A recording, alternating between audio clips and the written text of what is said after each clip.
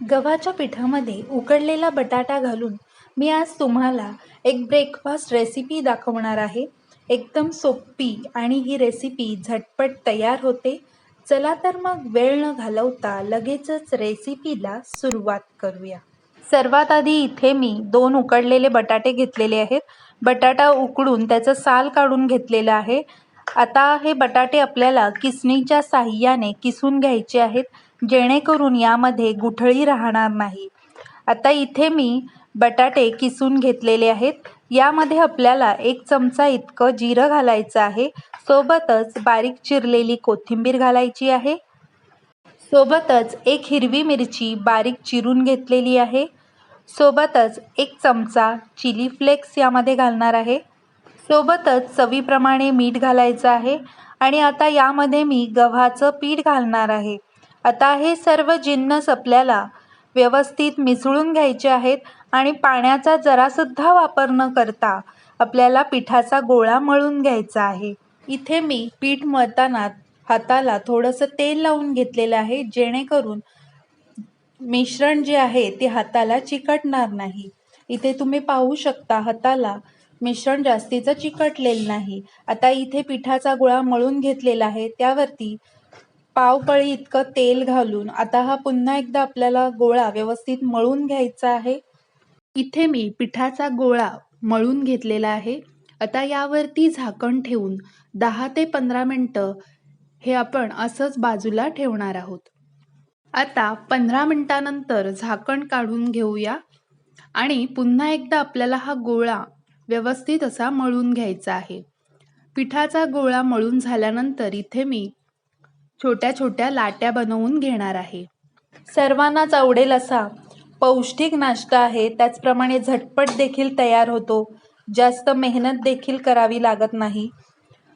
तुम्ही लहान मुलांना डब्यामध्ये देखील हा नाश्ता देऊ शकता.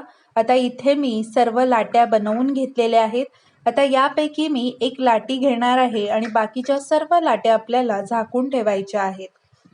आता ही लाटी मी गव्हाच्या कोरड्या पिठामध्ये घोळवून घेणार आहे आणि आपण जसं चपाती लाटतो तसं आपल्याला लाटून घ्यायचं आहे.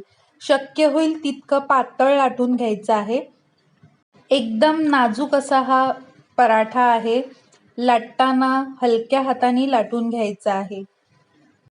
जर का जास्त जोर देऊन हा पराठा आपण लाटला तर फाटण्याची शक्यता असते.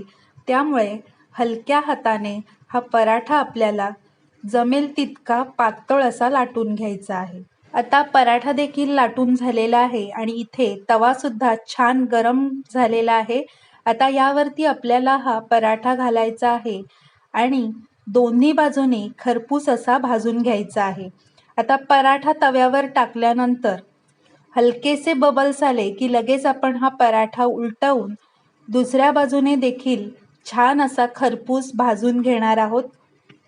आता पराठा एका बाजूने उलटल्यानंतर यावरती मी साजूक तूप लावणार आहे. तुम्हाला हवं असेल तर तुम्ही तेलसुद्धा लावू शकता. हा पराठा दिवसभर मऊसूत असा राहतो आणि खायलासुद्धा खूप छान लागतो. लहान मुलं तर आवडीने हा नाश्ता खातात.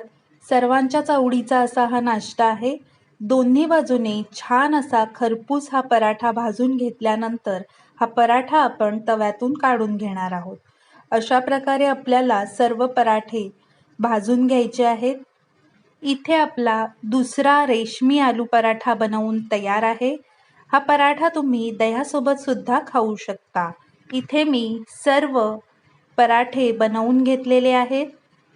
मऊ लुसलुशीत रेशमी आलू पराठा बनवून तयार आहे. हा पराठा दिवसभर असाच्या असा मऊ लुसलुशीत राहतो. तुम्ही सुद्धा ही रेसिपी नक्की बनवून पहा. तुम्हाला माझी आजची रेसिपी कशी वाटली? थोडी तरी आवडली असेल तर प्लीज एक लाईक करा. किचन विथ प्रणिताला सबस्क्राईब केलं नसेल तर पटकन सबस्क्राईब करा. चला तर मग पुन्हा भेटूया अशाच सोप्या आणि झटपट रेसिपीमध्ये. धन्यवाद.